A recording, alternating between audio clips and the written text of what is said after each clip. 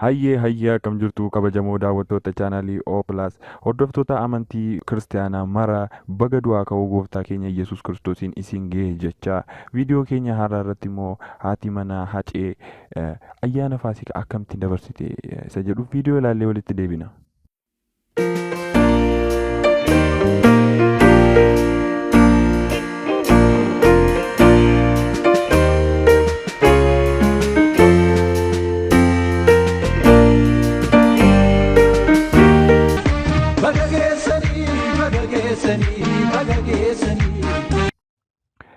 Egaa gara viidiyoo keenya isa lamaffaatti yommuu dabarru immoo akkuma isin viidiyoo irratti ilaalaa jirtan hoolaan illee gabbinaa ta'uutii jalqabdeetti. Kunis illee kan inni ta'e birrii 20 galteetti hoolaan tokko. Egaa namoonni haala kanaan irratti riyaaktii gochaa jiru. Viidiyoo guutuu isaa ilaallee deebina. Dura wadda dhiiraa baadiyyaa magaalaa kan jiru mi'eessee naggaadee faddaanaa sooriyaa silaa yoo nan jirru akka rabbiif malee.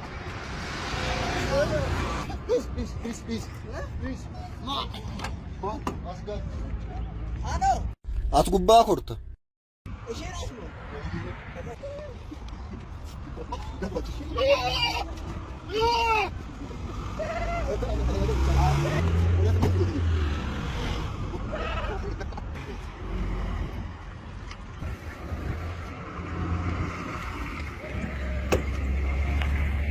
Selamat. Egaa amma oduun ga'een immoo hoolaan birrii 20 bitamtee dhukkubsattee mana yaalaa galuun ishee haasofsiisaa ta'eera. Hoolaan kun haalli isheen irra jirtu ilaalaa jirti.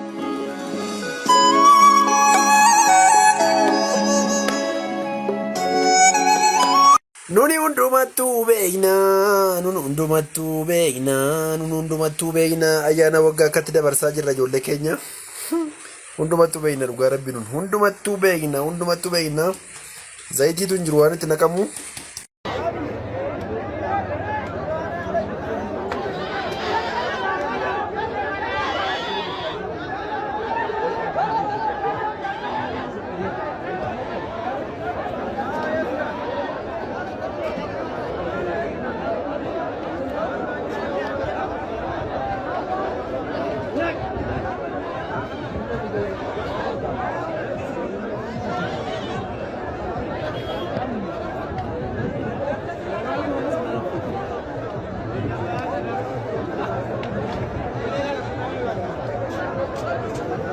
Totana wanti keenya lukkuun oduu biizinasiitti darbee hin jira. Lukkuun birrii 1,000 galuun jiraattota lukkuun birrii 1000 sangaan birrii 12,000 galuun immoo wayyoo.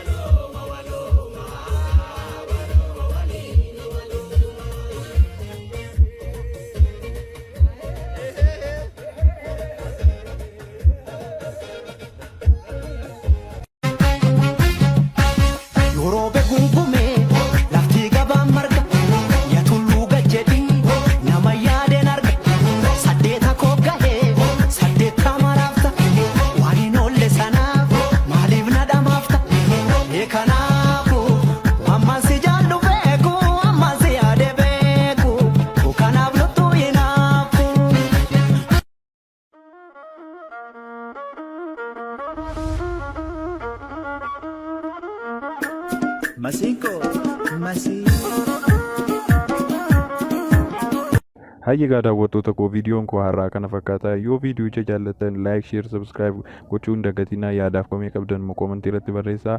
Hordoftoota amantaa kiristaanaa mara ayyaanni kun kan jaalalaa kan isin ittiin milkooftan siniif haa ta'u jecha viidiyoon keenya har'aa kana fakkaata. Viidiyoo gara biraan amma wal agarruutti nagaan naa tura.